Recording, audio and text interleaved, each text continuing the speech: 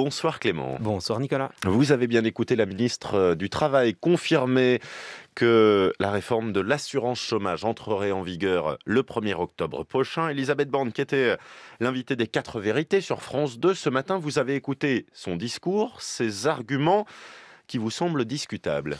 Oui Nicolas, c'est le moins qu'on puisse dire. Je pense que le plus simple, c'est de partir de l'objectif de la réforme. Selon la ministre du Travail, il tient en 3 mots, encourager le travail. Nous, on veut encourager le travail, on veut effectivement encourager le travail. Et donc que ceux qui peuvent travailler davantage le fassent. Bon alors, tout le monde en apparence peut être d'accord avec cela. Encourager le travail, voilà qui est louable, chacun peut y souscrire. Sauf que, en politique, ce qui compte, ce ne sont jamais les objectifs, mais toujours les justifications qui les sous-tendent et les moyens d'y parvenir. Commençons par les justifications. Pour Elisabeth Borne, elles sont simples. Le mode de calcul actuel des allocations chômage n'encouragerait pas, selon elle, le retour à l'emploi. C'est l'objet du nouveau mode de calcul de l'allocation chômage, de faire que ce soit toujours plus intéressant de travailler que d'être au chômage. Et ce n'est pas le cas aujourd'hui. On ne gagne pas plus en reprenant un travail qu'en étant au chômage. Ceux qui, dans le mode de calcul actuel, gagnent plus quand ils sont au chômage que dans les périodes précédentes. Certains chômeurs retarderaient donc leur retour à l'emploi parce qu'ils gagneraient davantage en étant indemnisés. Alors c'est un argument qui a été répété par le gouvernement depuis des années maintenant, mais sans jamais donner de source. Or, il se trouve qu'une source, nous en avons une désormais. Le 6 mai dernier, une étude réalisée par 6 chercheurs a été publiée par la DARES, c'est-à-dire l'organisme chargé des statistiques au sein même du ministère du Travail. Elle conclut, je cite, « Les calculs des chômeurs semblent loin d'un comportement d'optimisation. Hormis quelques cas particuliers, notamment dans la restauration, aucun des enquêtés n'a refusé un emploi du fait de l'indemnisation. » Fin de citation.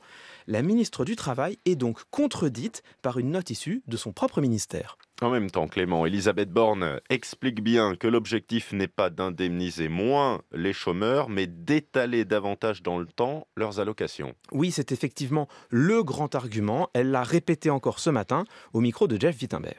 Le montant global des droits ne baisse pas. Global, mais mensuel, madame Le montant Borne. global des droits ne baisse pas. Pour ceux qui ont plus de difficultés, ils seront indemnisés plus longtemps. Et on veut mieux les accompagner. Alors, je disais qu'il fallait s'intéresser aux moyens de parvenir à l'objectif visé.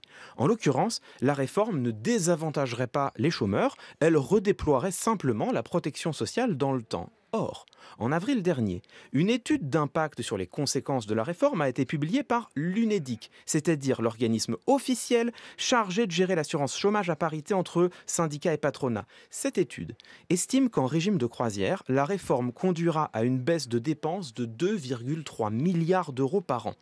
Si, comme le disait le président de la République, il n'y a pas d'argent magique, alors la conséquence est implacable. Cet argent sera économisé sur l'indemnisation des chômeurs. Le montant global de leur allocation va bien mécaniquement baisser. Concernant les moyens de la réforme, la ministre du Travail est à nouveau contredite par un organisme officiel. Bon, c'était réquisitoire contre cette réforme, Clément.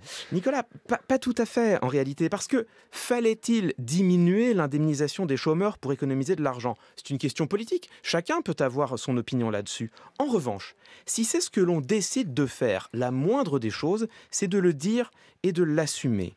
Il me semble que ce n'est pas ce que fait aujourd'hui la ministre du Travail. Ce matin, elle s'est retranchée derrière les 3 mêmes éléments de langage, mais ce n'est pas parce qu'elle les répète en boucle qu'ils en deviennent vrais. Lecture du discours politique entre les lignes. C'est chaque soir dans le 17-20 de France Info avec Clément Viktorovitch.